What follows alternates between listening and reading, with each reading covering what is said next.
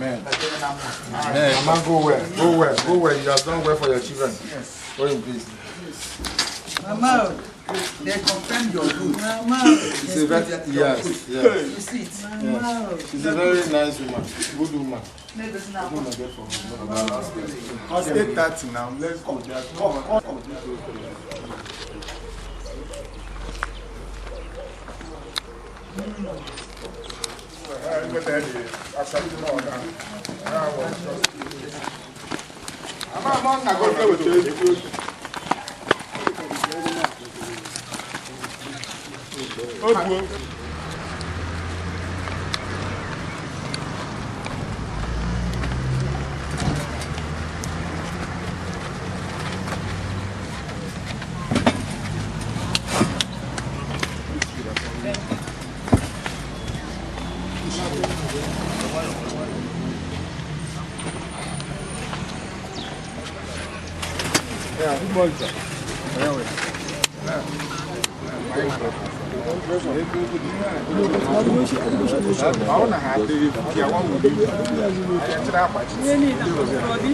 We face all this, even trouble.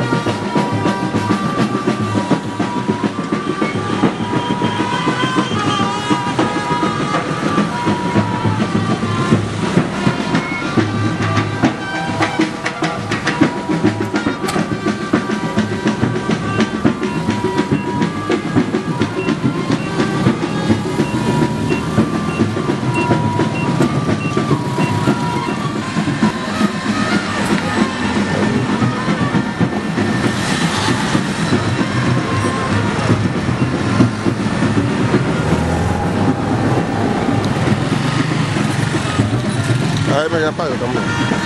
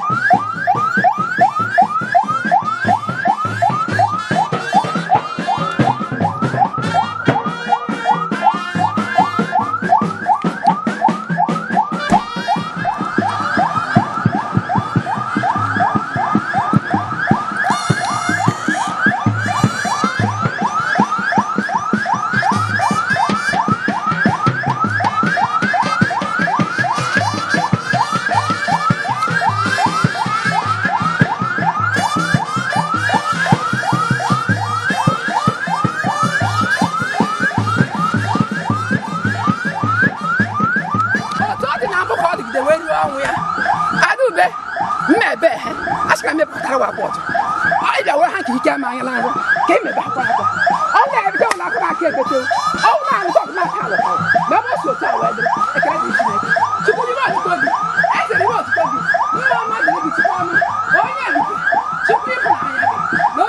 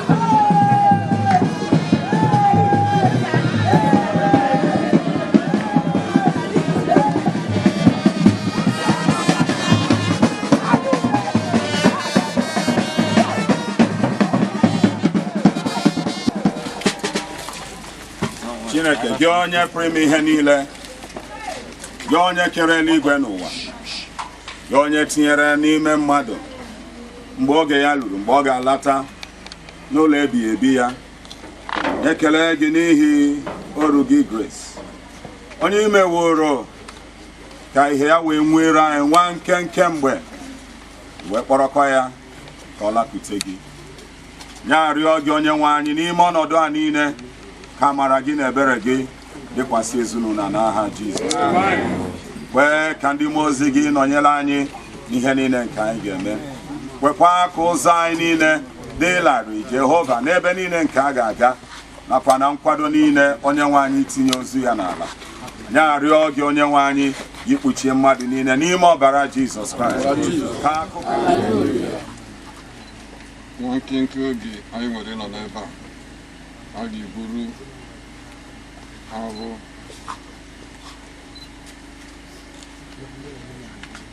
nwanne anyị nwanyị dọkpụọ n'ụlọ ebe o si malite njem, anyị dọkpụọ ya ebe ahụ o zuo ike nwata.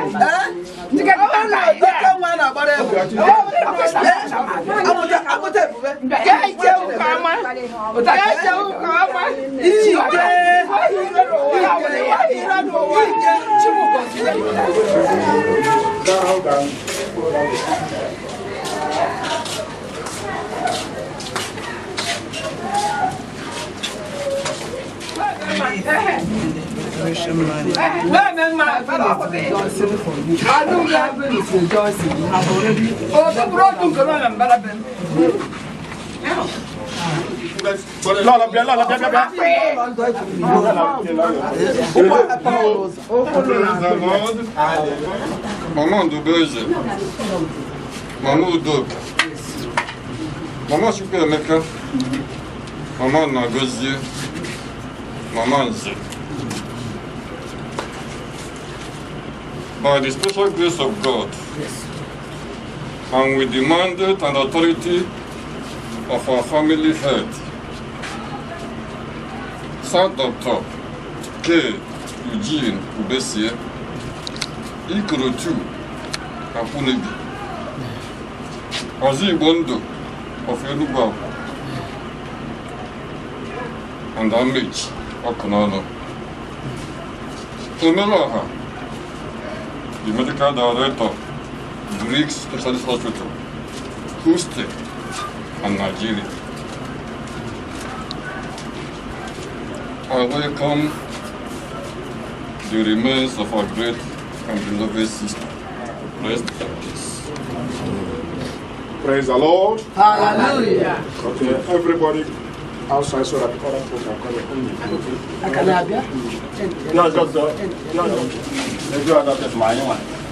Just fast.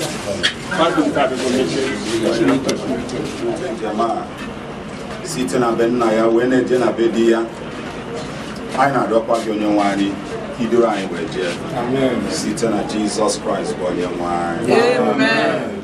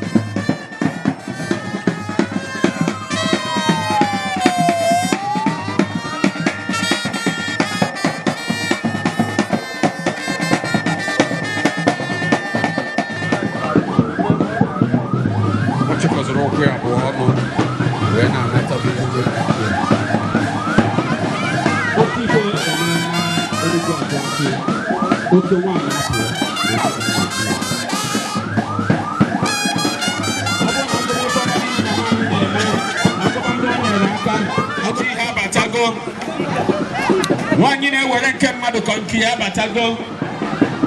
1 year, I could see Kusupo, my name on Oka Batago.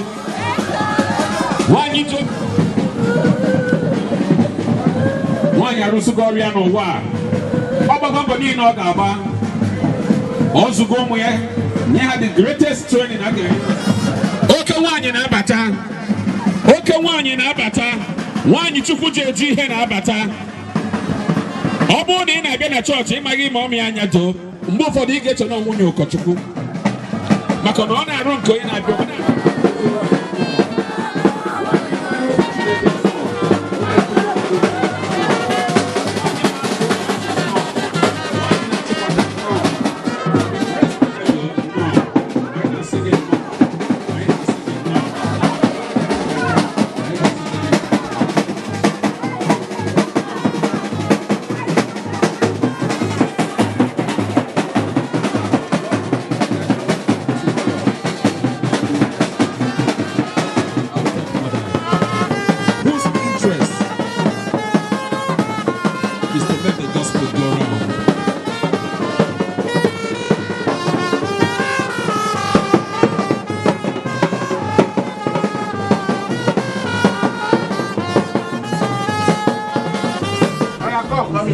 No time.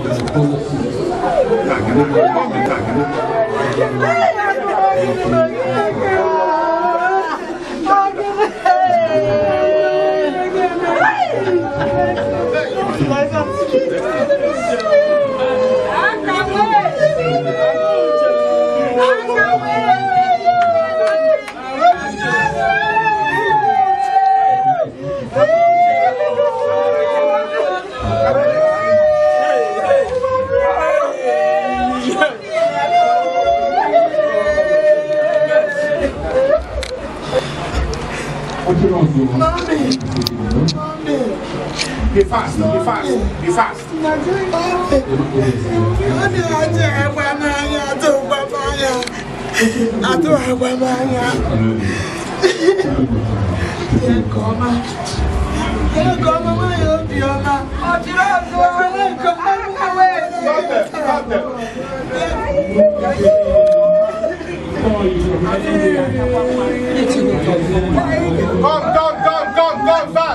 Come fast. Fast. Move. When you put that place, move, please. When you put that place. The mother in there. I don't want you to. What you want, son? The mother in after that, you can say.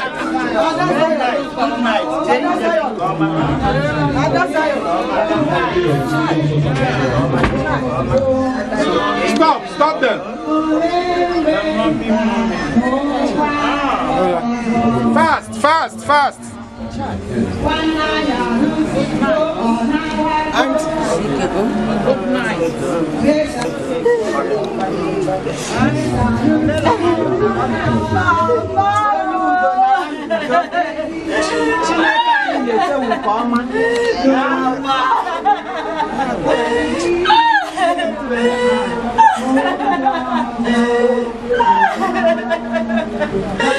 Next set.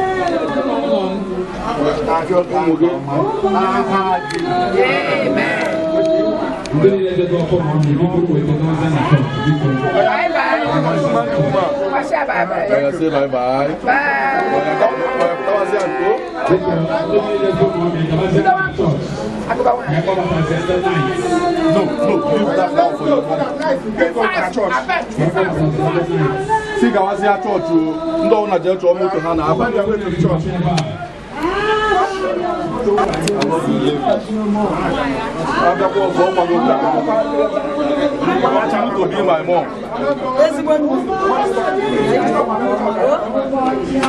I'm an enough wife.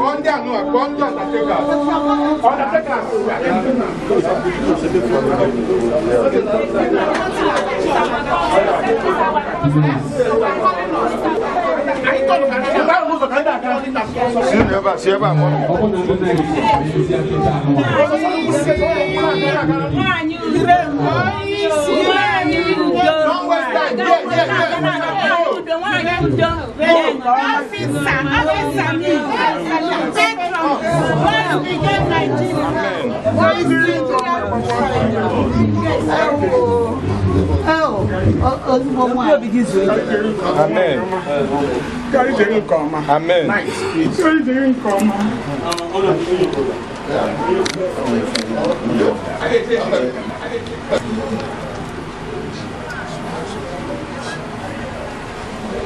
Somewhere like this.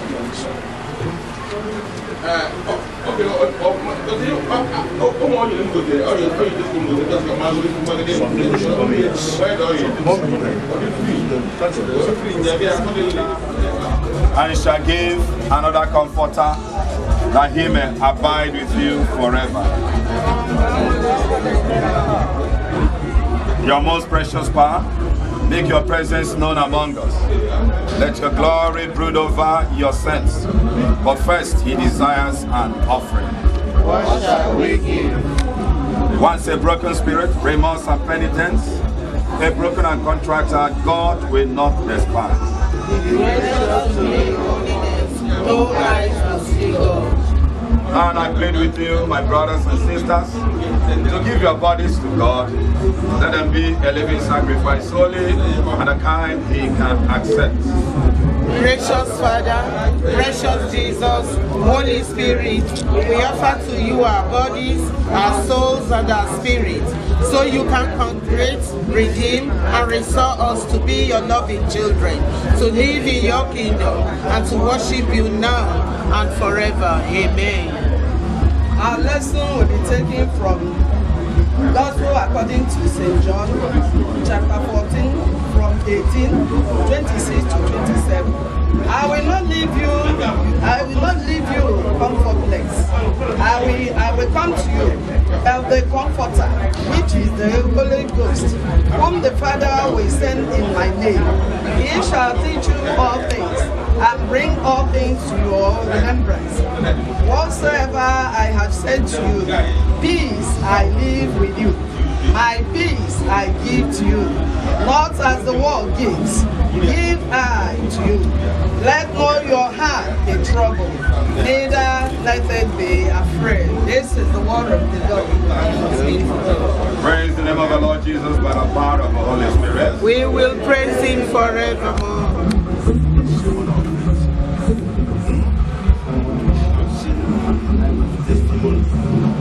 Going on from all the people that came, from all the groups. How do people do it? So that people will not deviate from faith. Assured that your mother is with the Lord. Thank you, thank you, thank you.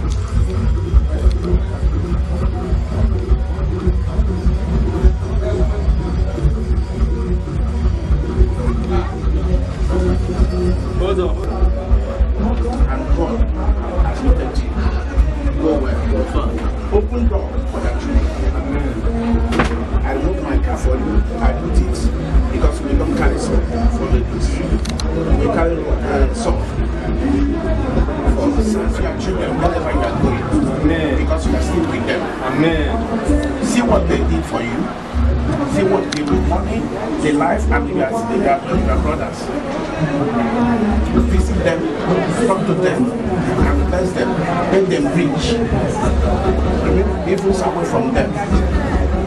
Thank you. God bless you. I bow. I love you. Don't wear like that.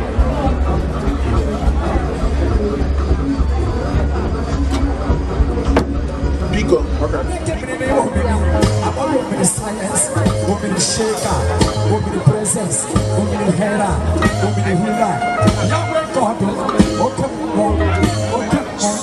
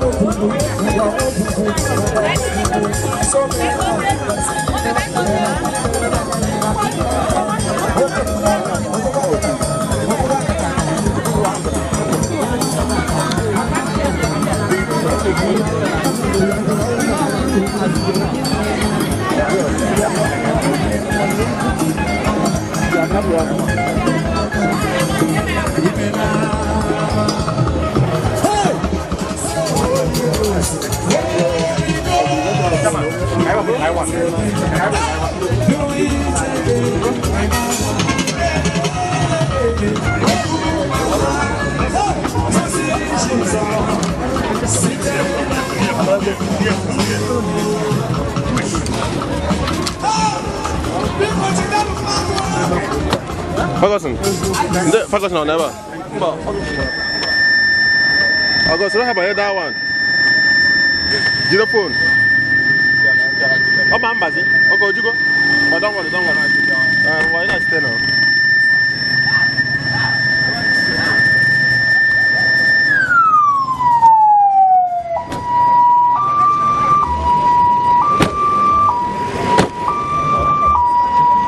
Man.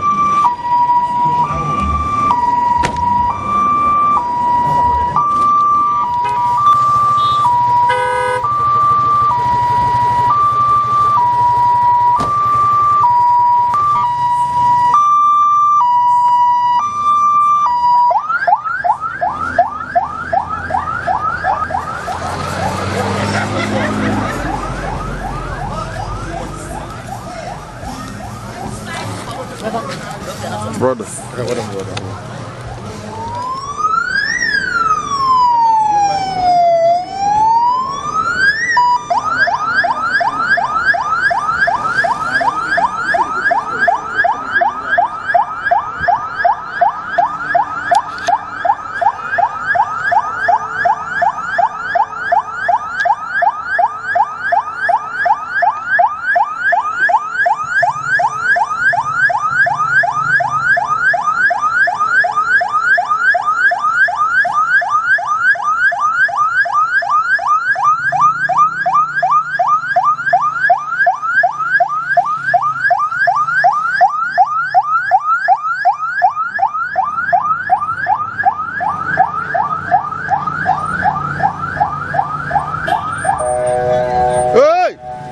Ferguson!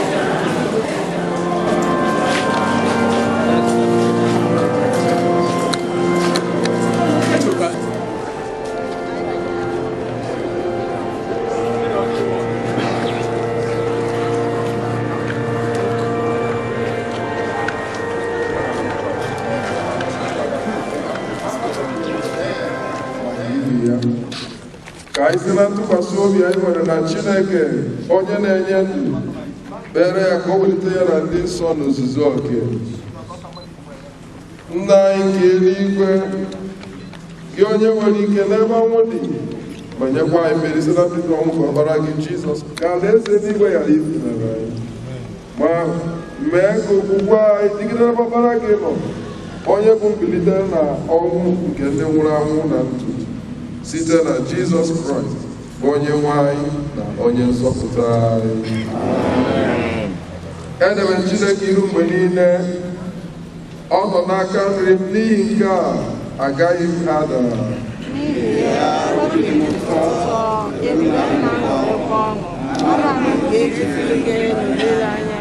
Ị gaghị arapụ mkpụrụ obi n'ọkụ ala mmụọ, ị gaghị ekwe ka onye nsọ gị ire ule.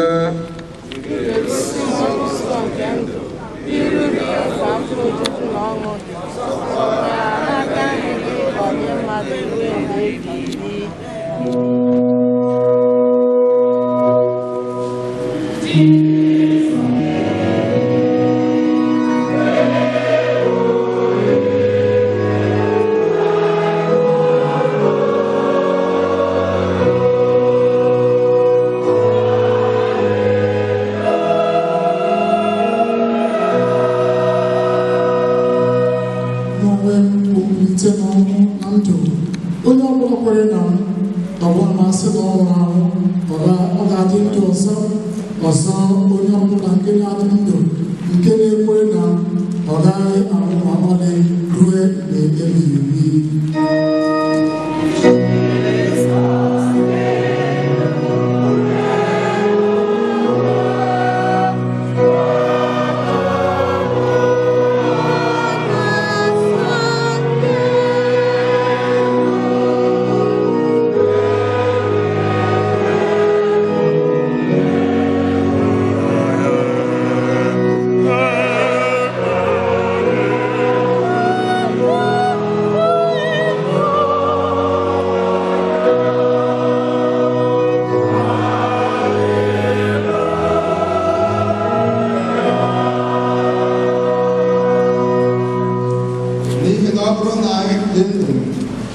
n'ebe onye nwe anyị nọ.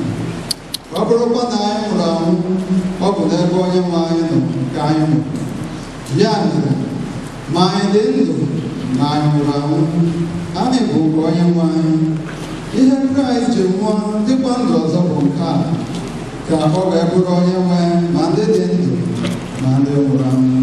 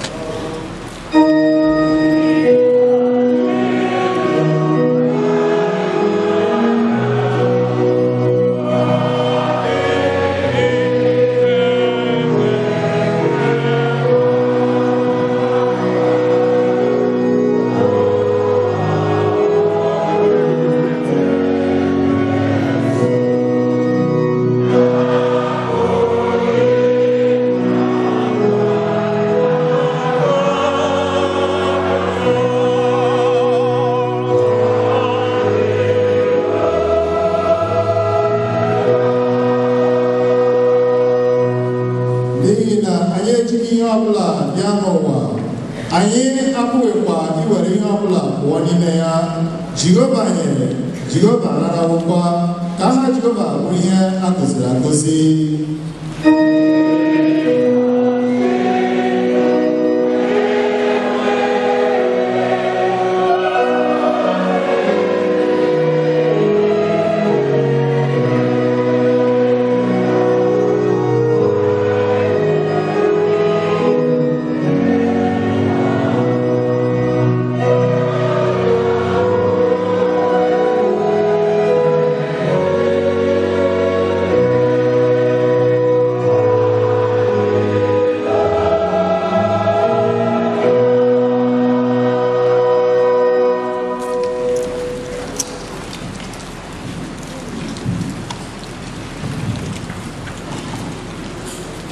Psalm 190.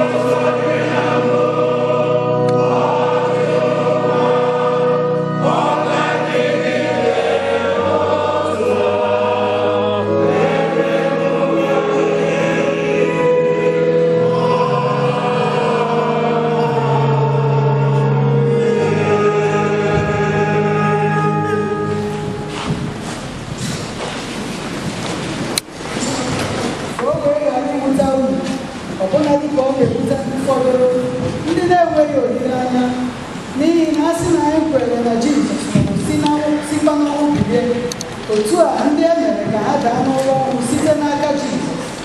Ọ bụ ndị a ka Chineke ga-ekuli ka ha soo ya bịa. N'ihi na nke a ka anyị na-agwa unu n'okwu Onyenwe anyị, na ya onwe anyị bụ ndị nọ na ndụ, ndị ya na-arapụrụ ọbịbịa nke Onyenwe anyị, na anyị agaghị eburu ndị rara n'ụlọ ọnwụ ụzọ ma ọlị. N'ihi na Onyenwe anyị onwe ya ga-ewere oke ikpo, were olu isi mmụọ ozi, werekwa opi nke Chineke si n'eluigwe rịdata. Ndị nwụrụ n'ime Kraịst ga-ebukwa ụzọ si n'ọnwụ bilie. Mgbe ahụ anyị onwe anyị bụ ndị nọ na ndụ, ndị a na-arapụ, anyị na ha ka e ga-ewelite n'igwe ojii izute Onyenwe anyị n'ime mbara eluigwe. Otu a ka anyị na-enye oke ha, anyị na Onyenwe anyị ga-anọkwa mgbe niile. Ya mere, were na okwu ndị a na-akasịrịta ibu unu obi. Nke a bụ okwu Onyenwe anyị. Page 9. Jesus leziri anyị n'elu njọ na ọnwụnwa anyị abụ maka ebere.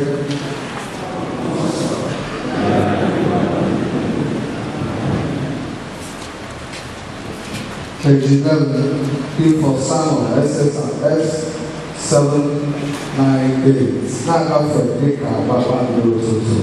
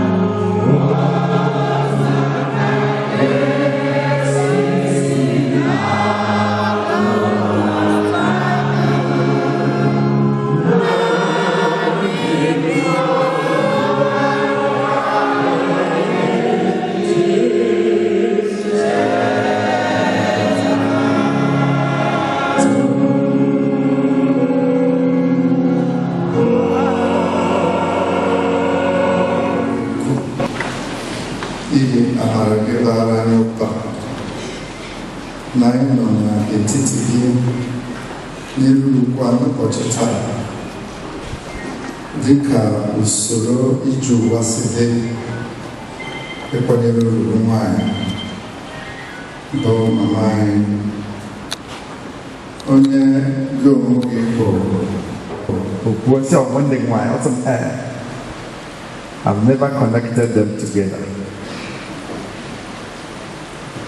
Our dear sister, whom the Lord has called home, looking through her biography, lived an eventful life. Very eventful. If I look at the story at the surface, I can assume that our dear sister was a very faithful and dogged lady.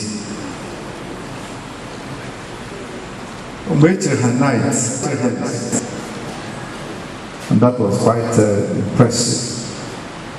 So she loved the things of God. Look at all the positions that she occupied. And for me, like I said, she lived an eventful life. And we thank God for her. But this morning, I would like us to look at the Word of God. She had paid her dues on the journey of life. And the question is, what is still our mission? Chapter 13. Tinkiri na to.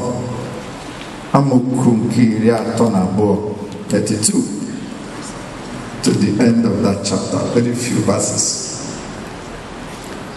But of that day, that hour, knoweth no man, no, not the angels which are in heaven, neither the Son, not even the Son, that's what it means, but only the Father.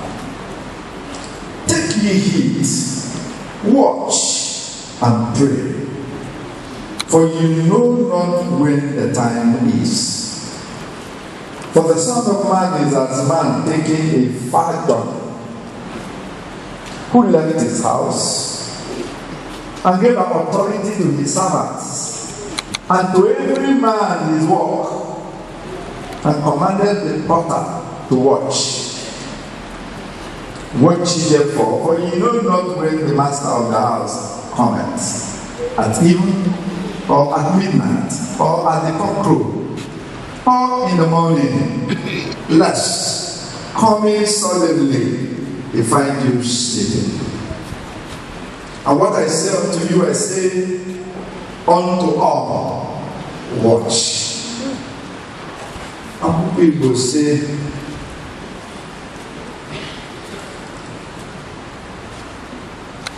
ma ọ dịghị onye ọbụla matara ihe banyere ụbọchị ahụ ma ọ bụ oge awa ahụ, ọbụna ndị mmụọ ozi nke eluigwe amaghị, ọkpara ahụ amataghịkwa, kama ọ bụ naanị nna m matara. Lezienụ anya, mụrụnụ anya, na-ekpekwanụ ekpere, n'ihi na unu amataghị mgbe oge ahụ bụ. Ọ dị ka mgbe mmadụ onye jere ịnọ ọdụ n'ala ndị ọzọ, ebe ọ rapụrụ ụlọ ya, nyekwa ndị ori ya ọrụ iche isi, nye onye ọbụla n'ime ha ọrụ ya. O nyekwara onye ọnụ ụzọ iwu ka o chee nche, maọbụ n'etiti abalị, maọbụ na mgbe oke ọkụkụ kwara, maọbụkwa n'ụtụtụ, ka o wee ghara ịhụ unu ka unu na-ararụ ụra, ma ọ bụrụ na ọ bịa na mberede, ma ukwu ma na-ahụ unu ka m na-agwa mmadụ niile, na-echenụ nche. Jesus himself speaking. If you go to chapter 13, ya na ụmụazị ya si na ụlọ okwu Chineke wepụọ. Otu onye azụ ya wee jụọ ya ajụjụ gbasara ụlọ okwu ahụ, ụdị okwute n'ebe ahụ. O wee gwa ha okwu dị ike na ụlọ a dị ike, mana ya na-agwụ n'eziokwu okwute ndị a niile onweghị nke ga-anọ n'ebe ọzọ. Ajụba ya ihe niile gaji ime tutu ya abịaghachi ọzọ. Very detailed. I mean, this is the equivalent of Matthew 24 and 25. Ka ọtụtụ ndị mmadụ ndị amụma ụgha ga-abịa, ndị si na ha mara Kraịst ma na ha bụ Kraịst ga-abịa. Ọtụtụ asịrị dị iche iche na ọgụ na mgba, nrafu niile, ndaghachi niile, ihe omnibet. Take heed, lezie n'anya, ebe niile jupụtara na ya. Ka nna ga-emegide nwa, nwa emegide nna, nwanne emegide nwanne, ndọrọ ndọrọ na agha dị iche, nsogbu dị iche wee dị. In other words, the end of the tide is going to be troublesome to it. The surprising one of even in way of Jesus in the Ramama Agama. So Yegama Kabuchine Kenan. Ubesie Lezie Anya Muruna Anya. Three action points. All of us want to go to heaven, doing whatever we want to do. We don't care about how God feels. God feels. Number one, Muruna. Number two, I just like that thought. You know why I was really confused? I'm not speaking a parable. It's a real life story in my village. Is it better if I resign as bishop? I'm that company. But somebody must be a leader, isn't it?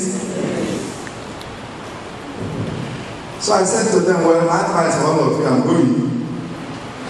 Now, but there is one act among them, and that act that will consume all of us. I said to them, each of them are committing something that if they don't repent, they will go to hell straight away, no apology. But then, okay, Scenario will die. And being the Igwe, he has assumed a priestly office. He can speak on my behalf and your behalf. With all the massive rigging and all the nonsense that happen, people are saying, this is the will of God. Why are you stopping us? I'm not saying it may not be the will of God, but to know that there is a permissive and perfect will of God. And you know that God is always going to battle. He might be Nene makano. Onye wa ni na-ekele na sibiko ebukọ na kokwa ala ni na ndo ayi. Mekwa kokwa wee meto kemboro. Nyego na anya nka ka ilezi anya ofoma. Nyego na anya ka iwe mkọpa na anya. Ka ile bobo de mere ka ile ari daba ni mo. Ka ile kwani lazo. Kama ka ile iki bo sondo. Thank you, Lord. In Jesus' name we pray.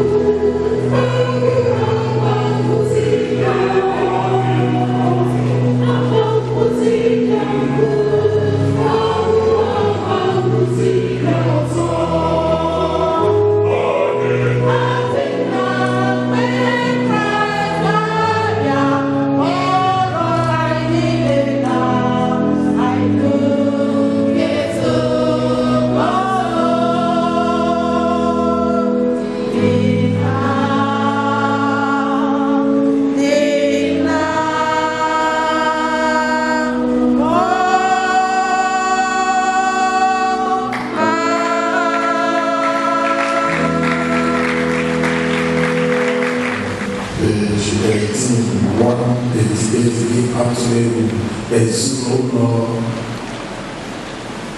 ANYADO anyị ga-agbapụta for prayer. Abụ 188 atụle omenala Chineke ka ezinụlọ ANYADO.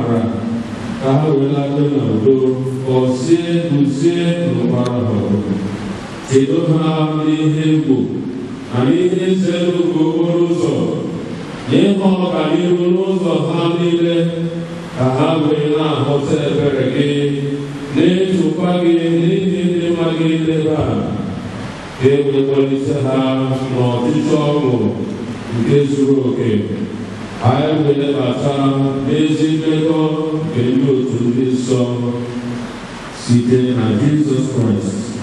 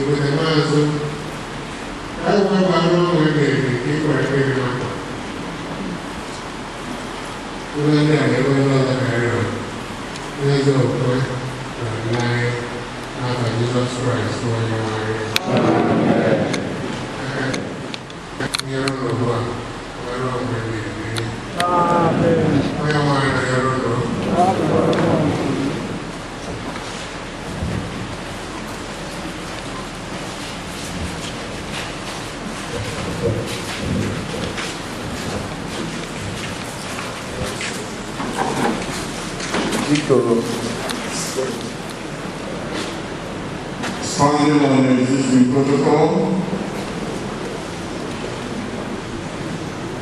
the two families of ANYADO and relative Ubesie cannot quantify our heartfelt gratitude. At His grace, the Most Reverend Dr.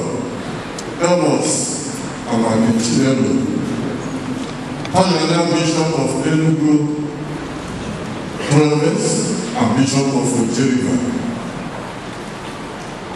almost cancelled but shifted his original appointment, the discovered beauty of today, to come second while honoring us in this very event.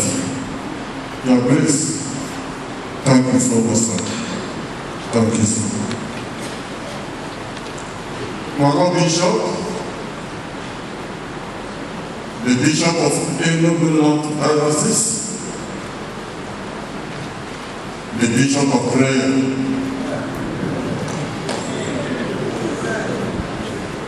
Reverend Engineer Sostenis Ikechukweze, PhD, you are highly welcome. Living Anambra abundantly for this event. Who are we that who have found favor in your sight?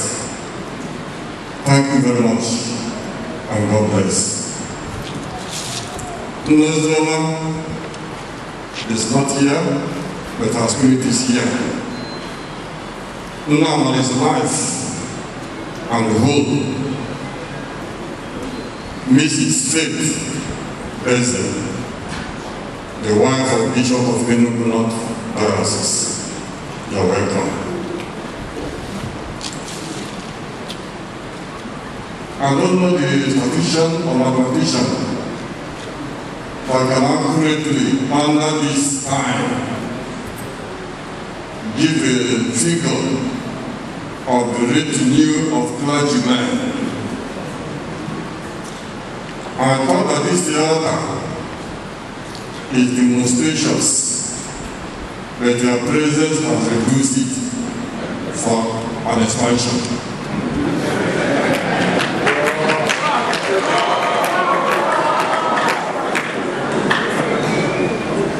Because of time factor, we cannot keep you here.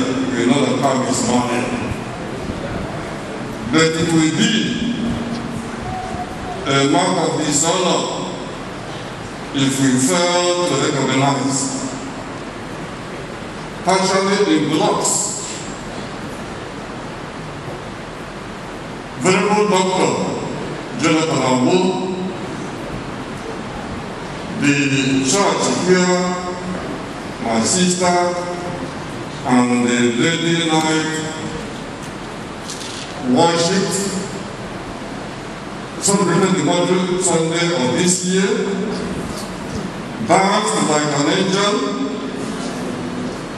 no need to die in 12 days after. We thank you for coming with most of clergymen for your Archdeacon, parish, and the rest of them. I started the Venerable Chris Aweke, who is literally the chairman of the Central Clergy of Enugu. Am I right? Yes. So, carry our greetings to the Enugu and Assistant Clergyman. We remain grateful. Venerable Liva Yabago took all the clergymen of Enugu North and our wives. I can't remember anyone that is left out here. We may later take attendance. Thank you all for the solidarity. In Igbo language, we say that that thing goes to the family. My little younger brother, that is almost double my height. Emmanuel, he's even a Mr. He came in all the way from Texas for this event. We have the men and women here showing us support. And God will bless all of us in Jesus' name. Yeah. Our own brother, Venerable in all this way, we take care of the people of Ujiriva, all the clergymen of Ujiriva. He's one of us. You all are welcome. All the clergymen from Torakot, Aba, and the rest of the country, we cannot mention here. We want to welcome all of you. Our first Archdeacon, thank you for giving us a platform to be here and conducive the environment in this worship. Gallant knights, dames and ladies of Enugu North, you are highly welcome. It's left over some of them first time in hardship and are continuing in this great number. We cannot thank you enough. As I want to round off, I want to appreciate the choirs, Mrs. Odi Montabian, and the special choir, all already like angels. The choir here is special because across dioceses and parishes, and they have come all the way to show solidarity to this event. Our old group choir, I thought you were dying away some time ago. Today I can see you very much revived.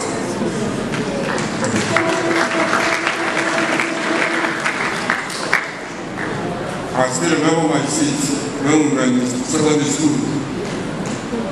Why you want this woman for your master?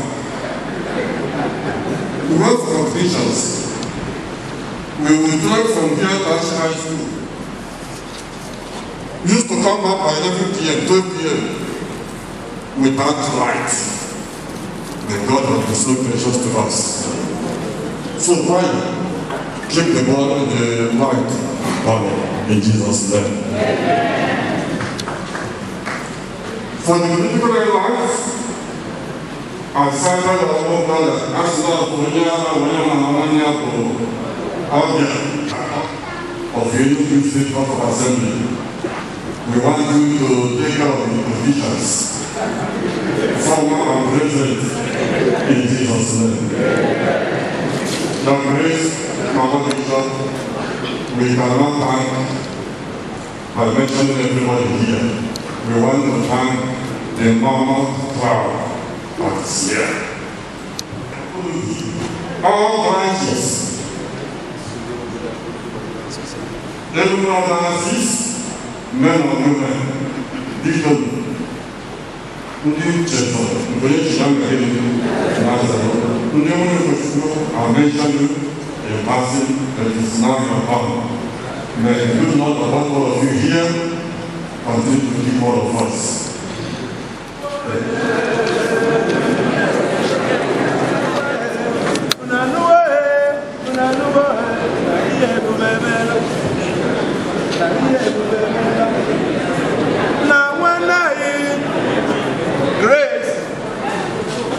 Grace, approve no nye wurawo.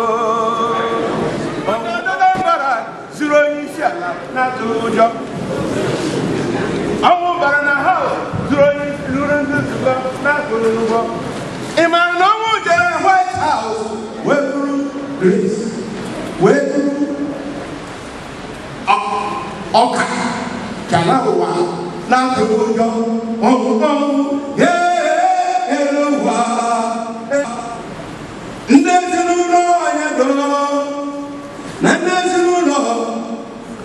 Ubesie,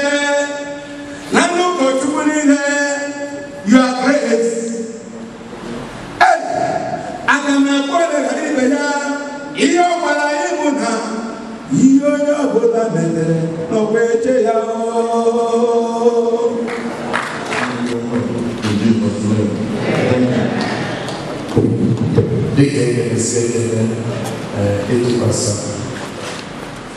Your Grace, Most Reverend Dr. Edmund Man, the Parliament Bishop of Enugu Province, and the Bishop of Ojibwe. I, Nasigi, EJ, and the Trinity Church.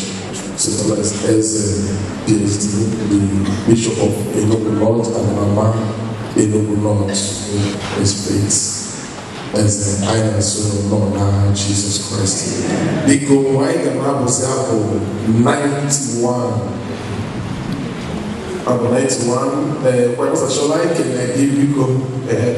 You're always here for us. So why can I be 91 because of time? Now it's almost 1:30.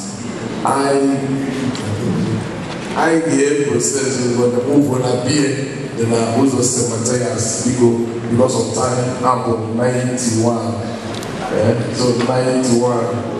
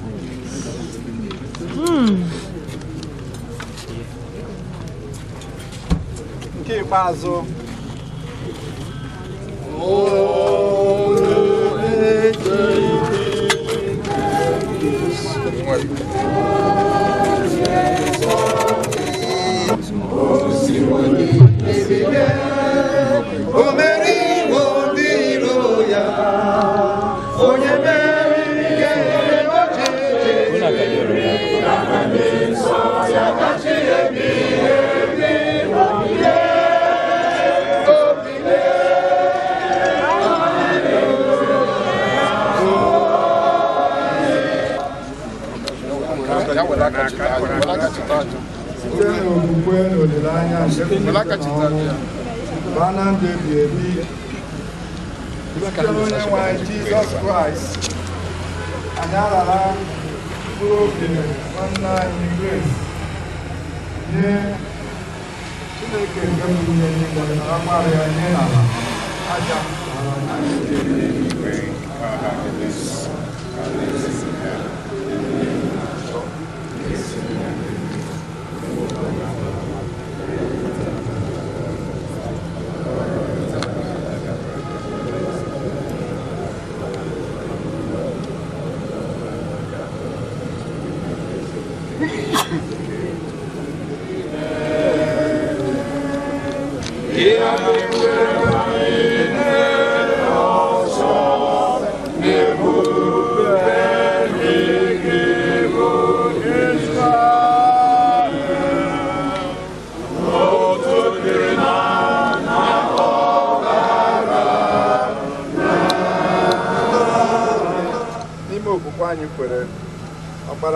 Jesus Christ bụ onye nwe anyị, onye nwụrụ ma bilikwa ọzọ ịzọpụta anyị, onye dị ndụ soro gị na mmụọ nsọ na-achị ebubo ruo mgbe niile ebighị ebi. Amen. Onyenwe Chineke, anyị na-ekele gị n'ụbọchị taa na obibi duru anyị n'ofufe ndụ nke olili orugbu nwaanyị Grace. Anyị na-ekele gị maka imere ka ihe niile gasịa nke ọma.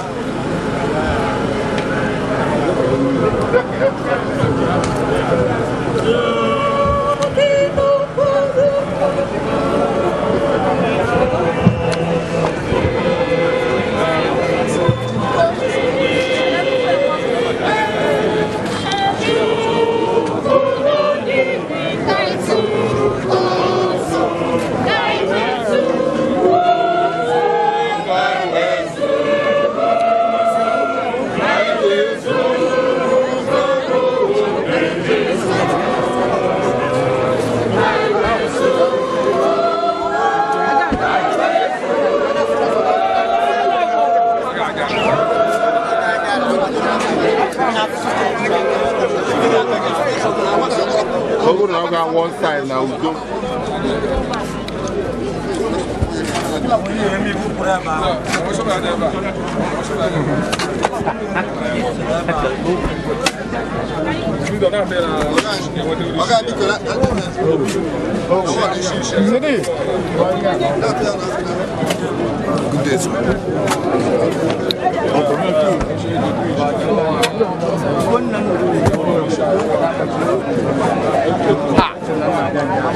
How are you inside the field?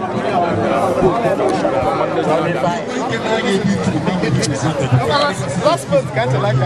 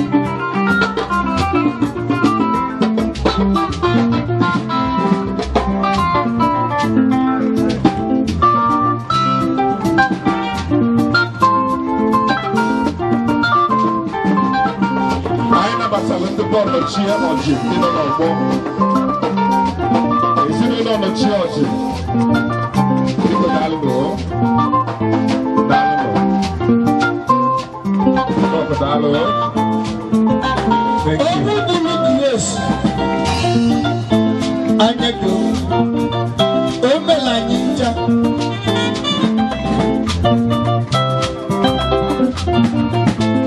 Owo bulu mama ni melanita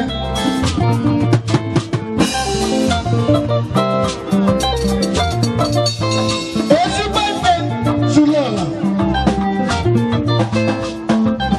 Maje Grace ANYADO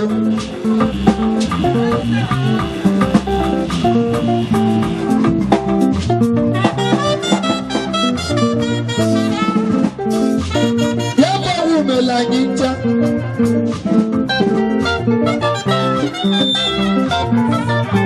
Mandewa iba ije muwa Ochuku wete Yabuchi weze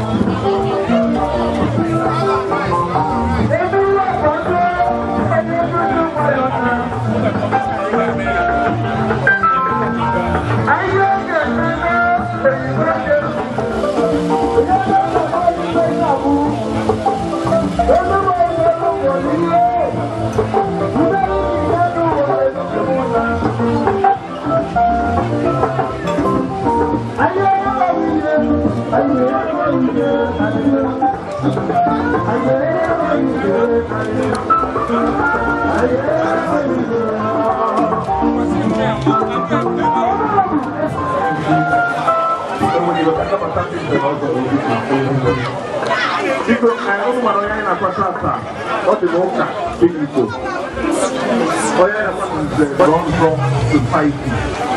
Then the last thing, or how they met it. Oh, why can't I know why I give Bruno? And that don't and that done. Oh, I don't know the picture. The great is the non-com society. You never like to be people. I don't know.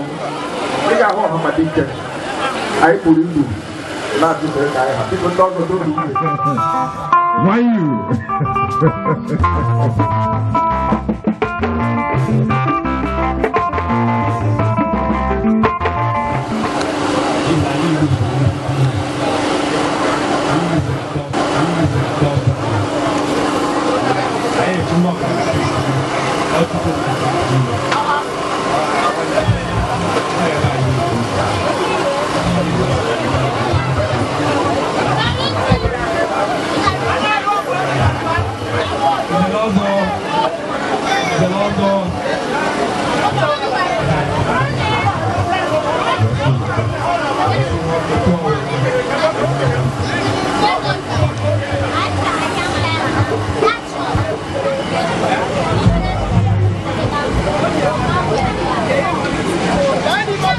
This is also a presentation because I watch here and I know what I'm here to marry you. Here to marry you. Go ahead and go. It's a just ANYADO. All remember financial and up to date.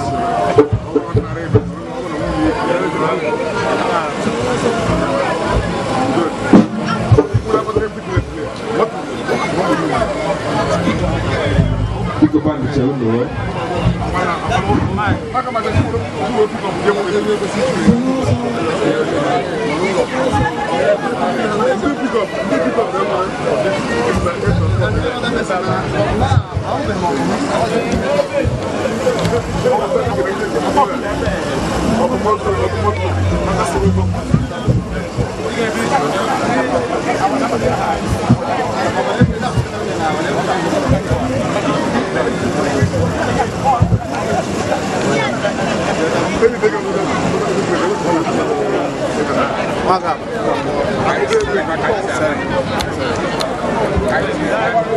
Yes, on the Zenozo, I had a representation. I can't get the weekend and have one car. I was only better. I was no. Yes. Amadika. Amadika.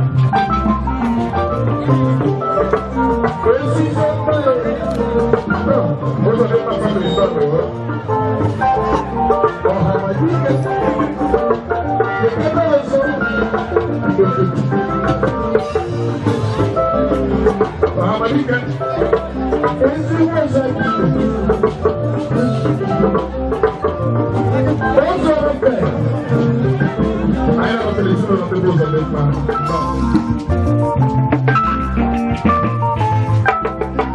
Yes, I did my family, you're welcome. Thank you so much for coming. God bless you. Yes, I did my family, I never tell you, listen to thank you.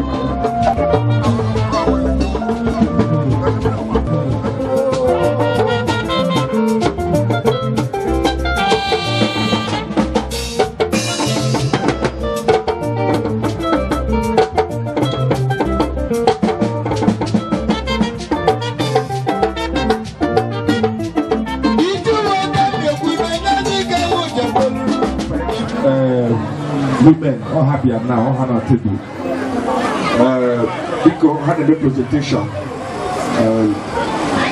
according to a big brother. I'm making them the home brand, now, because I had no fool, I am a lulu. I am a lulu.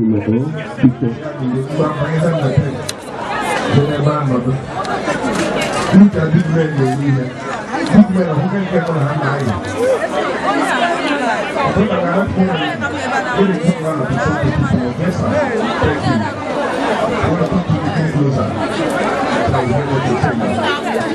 I know young, I thank the canopy according to Ubesie's wedding. We're trying our best to give you the best we can. Sir? Wow.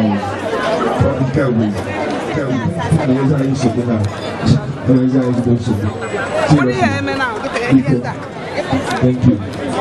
Because Akabo Mona Eco sound system from Anoloa, I can work through the beautiful numbers and then right from now I got a check in the box because I got check I don't know to participate for people. So people from now Eco and not the cure. Eco, I do not know again, I will become. Mama in our papa. Okay, Mr. Isha from the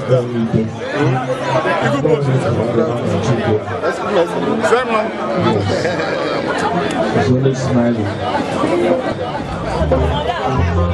Right Honorable, I give you the former leader of the council. You're welcome, sir.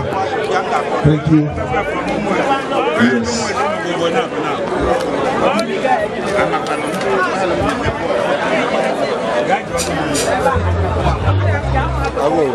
Go ahead, no.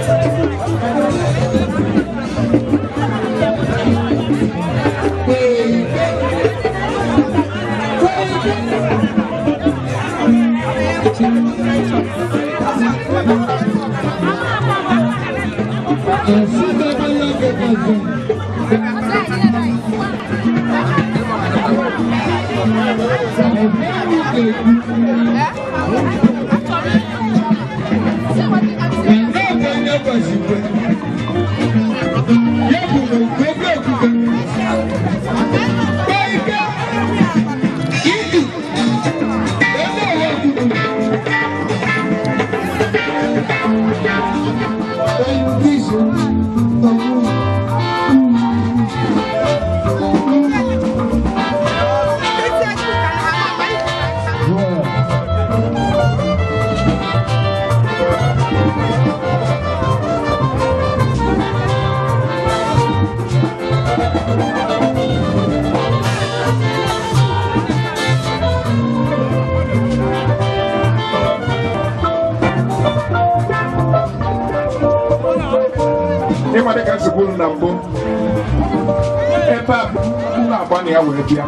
Bachelor should be again.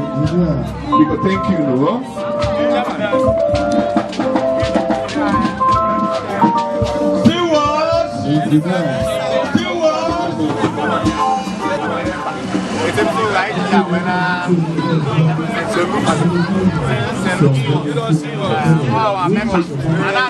So she was like there to you.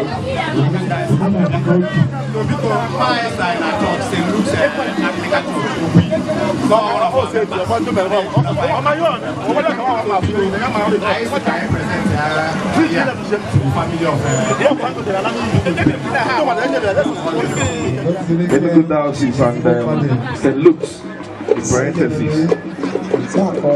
$1 no. Can I get it now?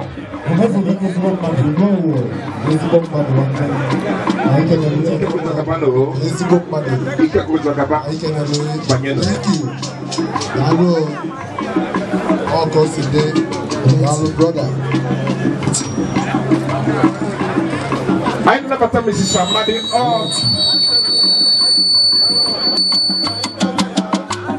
Makanimpo kulipa kude pia.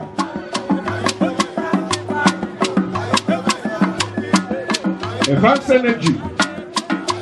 Boss society. Can you die now from up here?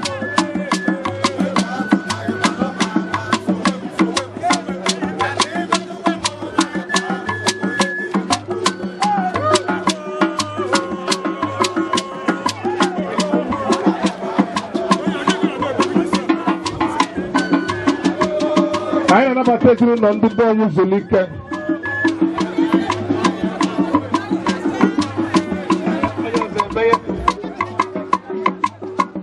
Therefore, I can never take on.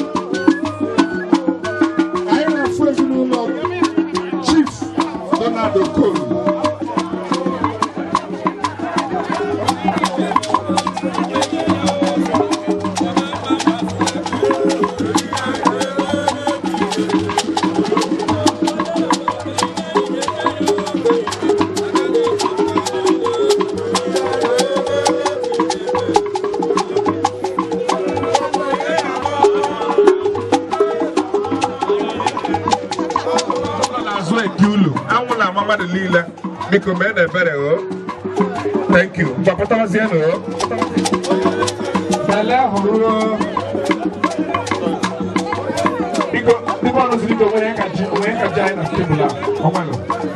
Then see what more people get recorded here and there. Yeah, they do somehow. You can record that still fast.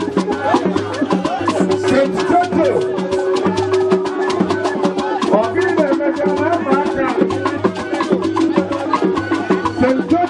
you people can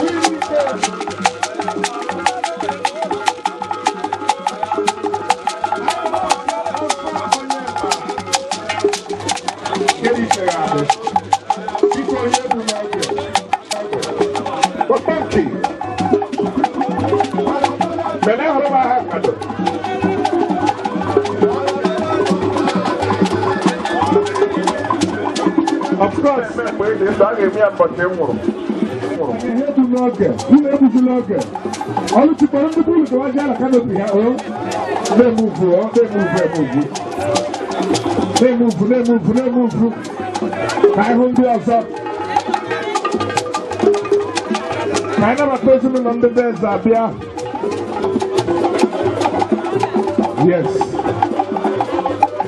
Mr. Valentine Ezabia. I am on the supervision of the Ezabia. I want it. I want to get down on everyone who will go. The record, the Abu Nadro train, I want to be trained. I want to let I went here and I don't know why we get the man and very down. And I came back and I tried to do something. I'm here.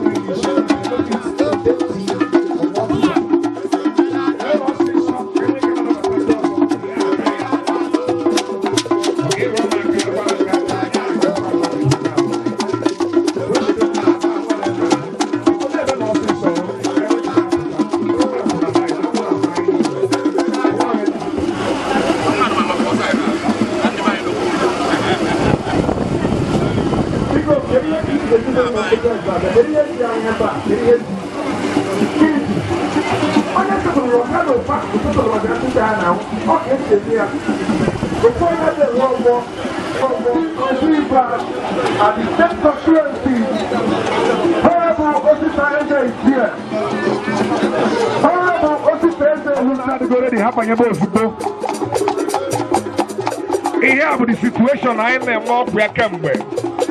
Getting the record, they are in the fact.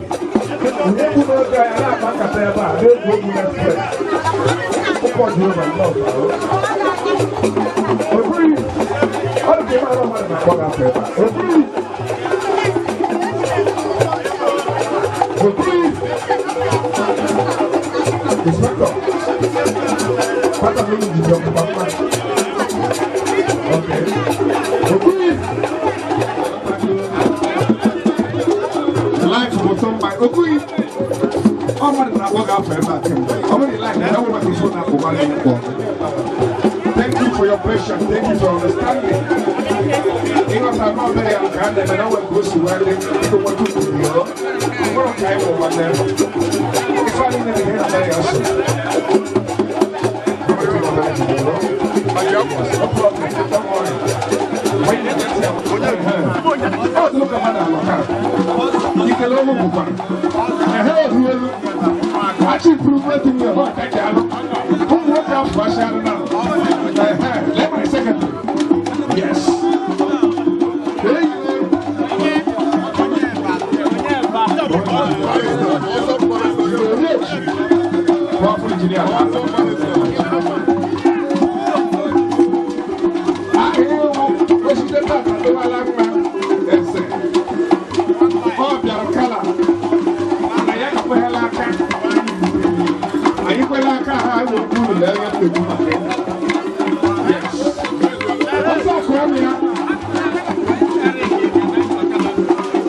Also, Crimea, I'm not going to go.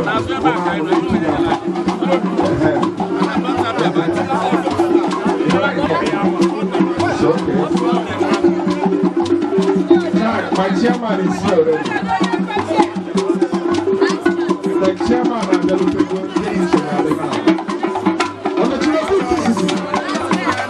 yes.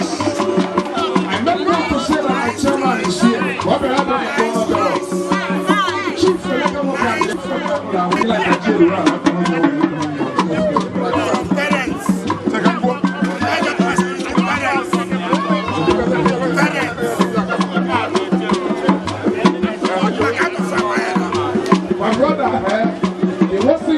Wow, tell us money. You will buy before your time.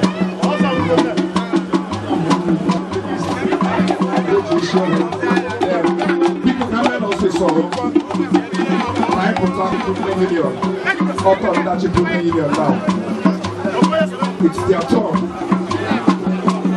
People put on the millions now. Actually 2 million actually full of work.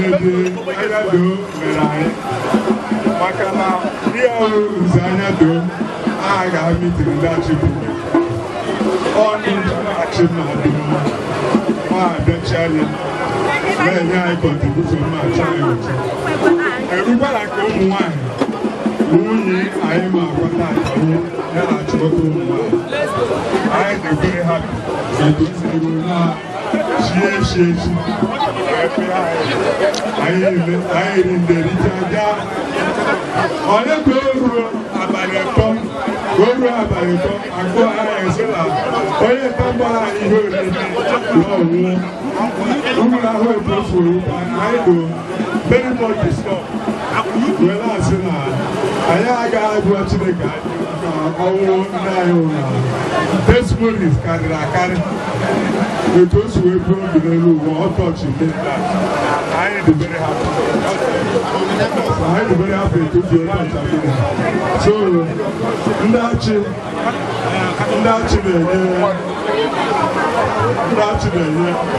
envelope, I think the person.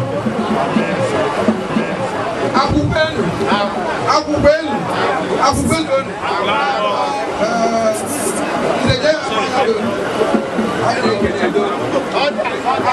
I have the whole people because I have heard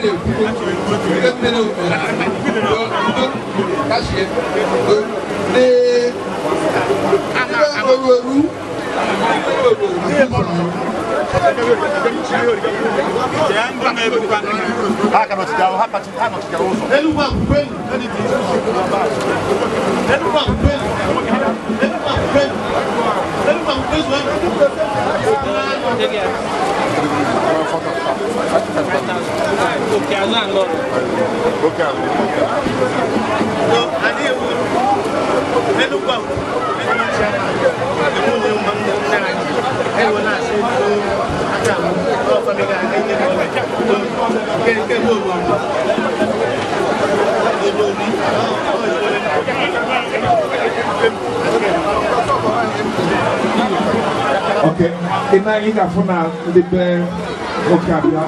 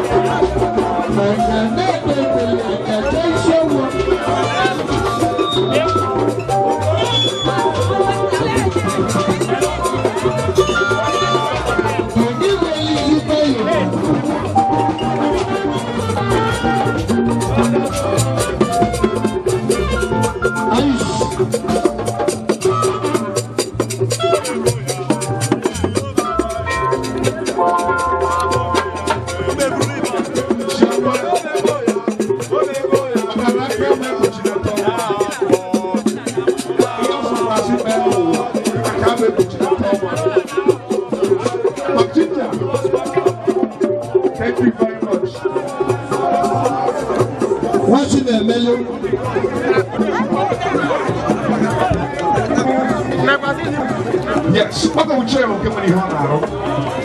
Over on Kenaro, the guy in the little. I use the umbrella. I'm going to let you back. I'm going to let you back. No. I'm going to know. Like in the back, in the military, never short find is there. I have to go to Canada. I know the side that. I can do it. I want to come out here.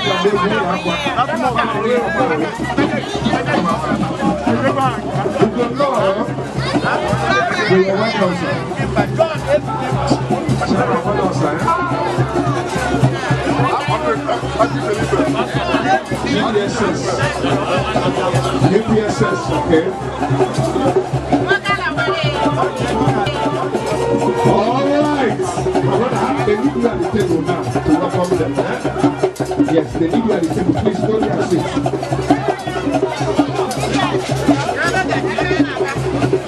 Good boy. Thank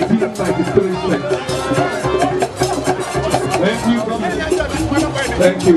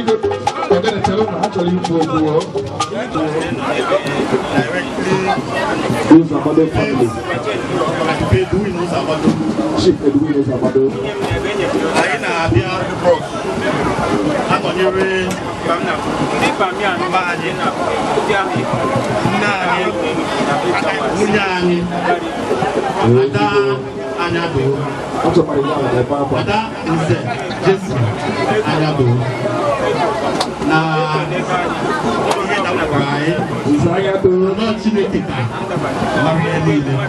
Yes, sir. So I say, I go see body, I know this body.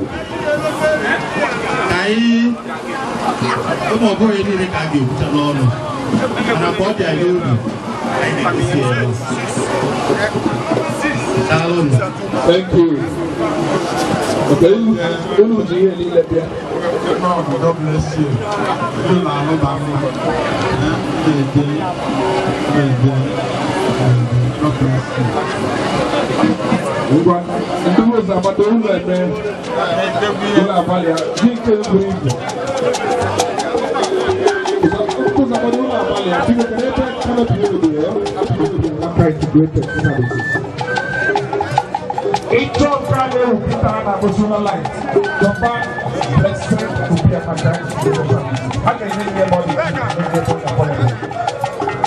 All right. I never done the guy put a line somewhere. Coming to electrical. Energy side in somewhere around New Kayata. Sorry, I never done the open. The guy this year, Nankano. Jesus Christ got in the one and half of you. That is why when Jesus said, "Eli, Eli, lama sabachthani," we look wait to one and the color. When you want to make a color, that is why the whole world got to go on and color about chairman and all that they do. You have been known, you're welcome. Former leadership staff will drive a local government area. The boss, the Igan. I want to do the Ogo. I can do the Lada. And I'm a man with a still. I have a family. Now, actually, I have a full family. I wait like to be heavy. I got what to do. Make us do. Basically, everyone. Now, Chile, come on, I can't come down. Okay, now, Mamaya, Maya,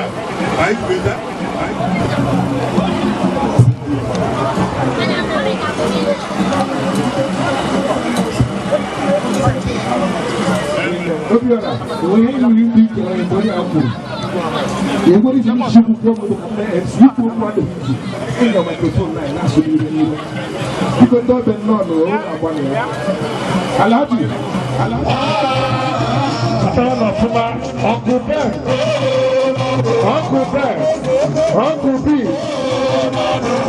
Uncle B, Uncle B.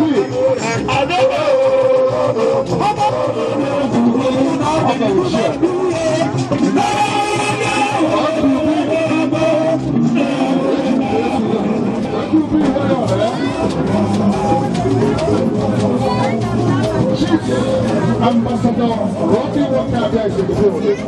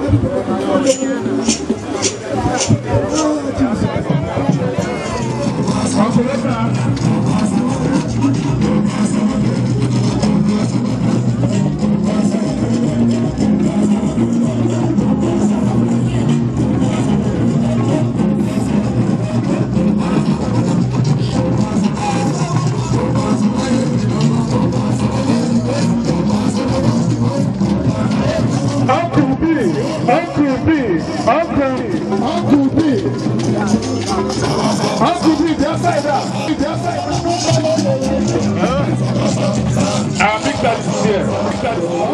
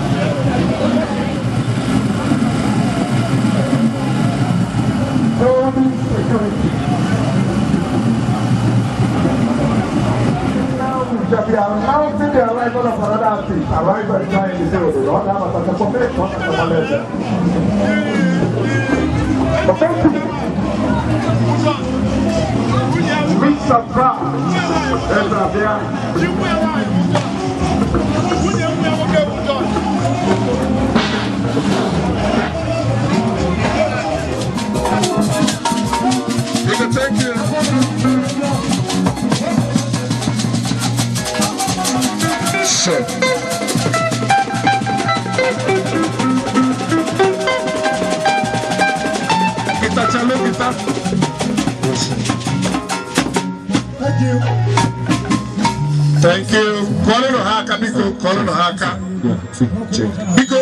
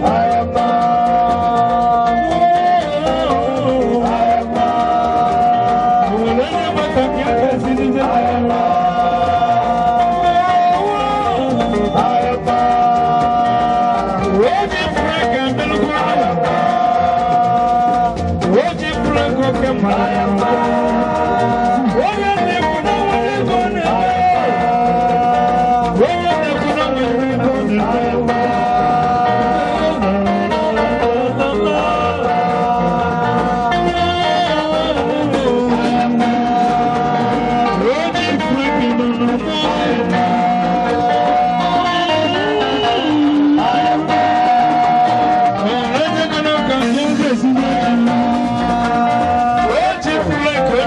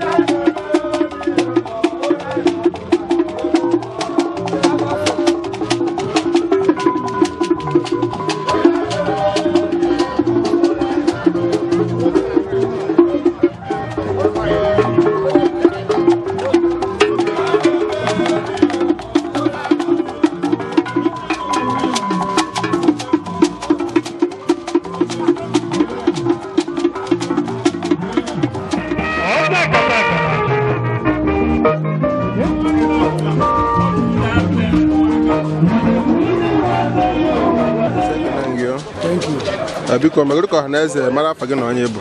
Okay, afa m bụ ọzọ Obiora. Ọ ga-adị gị na mma ọ. Mee ka anyị mara ife gbasara gị na ezinụlọ a na-eme akwamozu tata. Ezinụlọ mma m ka a na-akwa. Lady Grace Chinemanya dị aka kwa tata. Eke mi tata wee kwa tata. Ekene m gị ọ. Ana m akasi unu obi sị unu afọ ibe akwa dịka ndị na-enwere olileanya. Na-enwe aṅụrị na-asị na many people agbụgbọ ezigbo ama n'isi asị na ọ bụ ezigbo mmadụ. Wee na-asị na Jehova ga-anara mkpụrụ obi ya na ndokwa n'aha Jizọs. Ka obi dị gị na mmemme unu mere n'ụbọchị tata?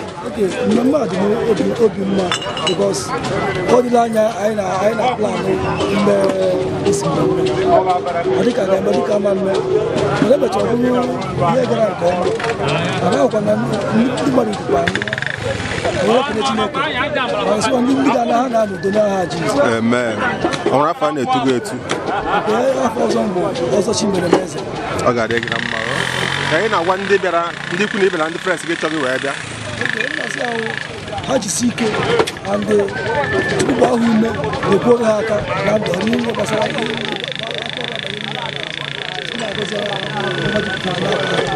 Amen. Ọ ga-adị gị na mma. Ego Ubesie na-ekene gị ọ. The whole Ubesie Empire Media na-ekene gị.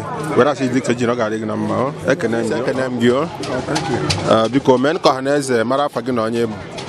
Okay, afa m bụ Okwuchukwu Ubesie. Abụ m nwafọ Enugu a. Ọmụwa bụ last born Mama Uche onye eze jee n'Anyado.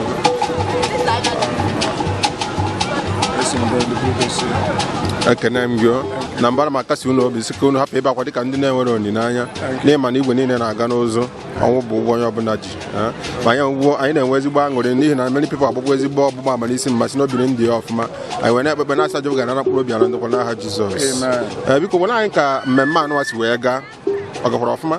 Mmemme a ọ gara otu anyị atụrụ anya ndị mmadụ bịara n'igwe ma ụka niile akara site oge mmemme a bidoro bụ Tuesday akasịrị ụka nke akara n'Enugu nke a na-akpọ Service of Songs kasịkwa nke anwa mekwa wake up ndị ogbe n'Enugu Presidential Road gbakọkwara n'abalị mekwa mmemme nke wake up wee fotochi Wednesday ejekwa chọọchị wee kakwa commendation service. Ndị mmadụ pụtara nnọọ n'igwe otu anyị atụrụ anya ụka niile juru ndị nkụzi ụka niile ndị ụkọchukwu niile wee rutekwa ụnyaahụ anatakwa n'ụlọ bidokwa mmekwa wake up ndị Enugu North ndị night and ladies ebe ọ bụ otu onye n'ime ha bịakwara na igwe wee nyekwa nkwado nke ha wee pụtakwa ụbọchị nke taa anyị fụgoro ka ụbọchị dị everywhere ebe niile ejuru eju afụrụ ụzọ ndị fere n'elu ndị si ụgbọala ebe niile dị iche iche ma ndị ụkọchukwu ebe niile juru ndị bishọp Archbishop Amos ama nke Chinelo mmadụ nọkwa na uju ya na bishọp Enugu North bụ Sostenus Eze na ndị ụkọchukwu ndị sigasị Port ndị sigasị Lokoja ndị sigasị Aba ndị sigasị Lagos everywhere mmadụ niile bịa and ihe kacha nye anyị obi aṅụrị na onwere tigbuo nzogbuo mmadụ niile aṅụrị igosi na onye nwanne m nwaanyị bụ onye udo ịkwanụ ndị udo bụrụ onye marụ Chineke bụrụ ndụ ya nyefee n'aka Chineke so onye bụ obi aṅụrị anyị na anyị maara ebe ọ jere anyị adịghị ebe akwa dịka ndị enweghị olileanya wee na-asị na Chineke ga-anara mkpụrụ obi na ndịkwa ịfụ ka ụbọchị nketa dị ịfụ ụdị mmiri zuru ụnyaahụ ịma mma na ụbọchị nketa na anwụ ga-acha n'otu atụrụ anya so ụkọchukwu na ekpere anyị niile gaa ọfụma ndị mmadụ dịkwa nwụkwọ nyekwa sọpọtụ ha anyị wee na-ekele Chineke. Thank you so much. Ekene m gị ọhụrụ afọ a na-etu gị etu ịkpọ m onye nkụzi ụka ma bụ Reverend Aza. Reverend ekene gị Ego Ubesie na-ekene gị The whole Ubesie Empire Media na-ekene gị wee na-asị n'izu ụka eme na-ekene unu na-asị na anyị fụrụ mbụ n'ụgbọ ọpọsị na ihe dị ha dị kịta unu mechafụ mmemme anụwa ihe a jara aja wee na-asị na Jehova ga-akwụghachi unu mmaji kwuru mmaji n'aha Jizọs. Ọ ga-adị ka ajakwu nchu na ezinụlọ unu ife na-adụ ụkọ na ezinụlọ unu na-enwetabe unu esi na mmemme a wee nweta ya ọ ga-enye unu udo tọrọ atọ mbawanye ịfụnanya zuru oke ọ ga-adị gị na mma. Mami, bịa kenekwa Ego Ubesie mba don't worry, see you. Oriakụ ekele m gị The Ubesie Empire Media na-ekene gị o. Wee sị ka ịgbagodo ọha na eze afa gị. Okay, afa m bụ Mrs. Choma Ubesie. Ọchịọra. Ọchịọra ga-adị gị na mma. Amen. Amen. Gwana anyị ka obi dị gị na mmemme a taa.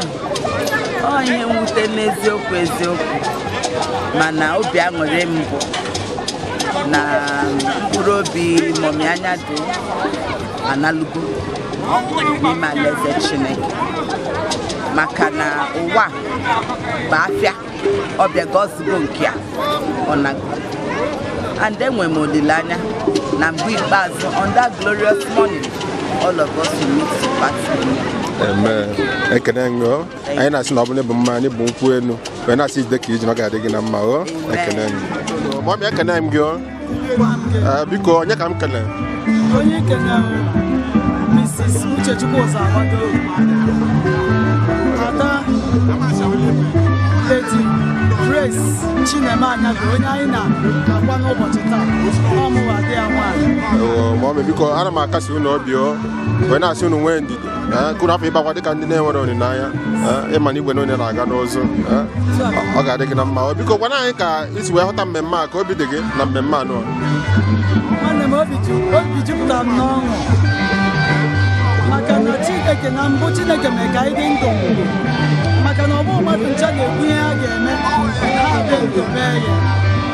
Chineke nyere anyị amara anyị zube ya dịkwa ndụ bịa na mmezu. Ọzọ dịka ibi ya na-ekene Chineke n'ihe ndị igwe dị mma nke o nyere anyị. Maka na anyị mara na ihe ahụ oge udu mmiri kemgbe abalị abụọ mmiri so nke ụnyaahụ o zoro zoo ma ebe niile ma na Lagos, Port Harcourt, Aba, Enugu mmiri zoro ebe niile nke zokwa n'ụlọ ebe a. Anyị wee sị Chineke na anyị mara na ndị gbakọrọ ya anaghị ekwe ka ikwe ihe, ọ gaghị ekwe ka ihere mee ha. Anyị wee kpọkuo Chineke kwaa akwa n'oke oge si ya biko ya jideta anyị ihu eluigwe a. O mekwara ya yesterday wee nwee ike sie ndị weki tata wee wụzarụ kpokọọ ya anwụ na-ajazi. Ọ bụrụ ihe Jehova na-eme. So ọ ihe ndị a ka m ji asị Chineke ya dịgo otuto ọṅụ jupụtara m na ihe a bịara na mmezu n'ụbọchị taa. Anụ ha akụkọ n'isi nwoke n'isi nwaanyị. Ọ kwenyekwara m ghọta na Chineke ga-edu ndị niile bịakwa ha ga-anarụchakwa maka na onye ya na Chineke si ụjọ anaghị atụ. Ekele gị o. Anyị enwego ezigbo aṅụrị n'isi Mọmị bikos na ndị mmadụ agwụgo ezigbo ama n'isi a wee sị na o biri ndị ọfụma. Anyị wee na-ekpe ekpe na-asị na Jehova ga-anara mkpụrụ obi ya ndịkwa n'aha Jizọs. Wee na-asị na mmemme ahụ mee ga-adị ka aja ka unu chụrụ n'ezinụlọ a. Jehova ga-esi na ya wee nye unu agamniru, nye unu ọmụmụ nwoke ọmụmụ nwaanyị, udo na ọganiru na obi aṅụrị. Ọ ga-emere unu ife bụ ihe unu na-enwetabeghị n'ezinụlọ unu siri ike n'aha Jizọs. Ekene m gị o. Ọ nwere afọ a na-etu gị etu? Ada Jizọs, Ubesie ekene gị o. Wee sị na ọ ga-adị gị na mma. Ekene gị.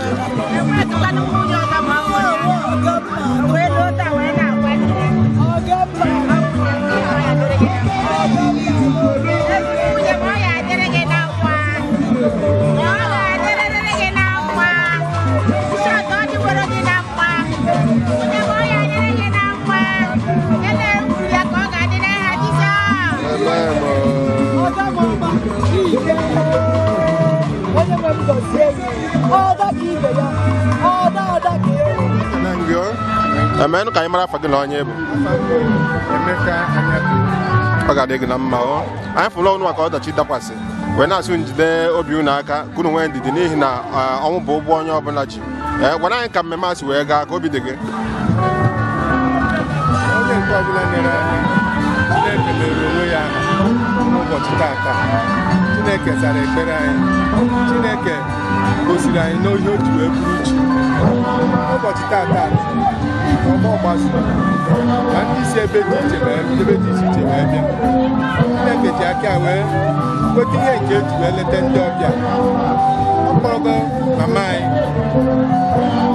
anyị ga-eme gịnị? Anyị ga-eji ụmụ na-enweghị unu na mma n'aha Jizọs wee na-asị na Jehova ga-anara mkpụrụ obi ya na ndụwa n'ihi na ndị mmadụ gbara ezigbo ịgba ama na ọ bụ ezigbo mmadụ wee asị na ọ ga-adịrị ya na mma n'aha Jizọs ọ ga-adịgara mma ọ nwere ihe ka ị na-enye ndị bịaranụ na-agwa ha na ụkwụ ọbụla ha ji wee bịa Chineke nwere ezigbo otu ahụ wee du ha wee ha onweghị mberede okporo ụzọ ga-ezute onye ọbụla n'ime ha oge ha rutere anyị wee bịa soro anyị wee kwa akwa n'isi nne anyị Chineke ga-abụ onye ndụpụ ha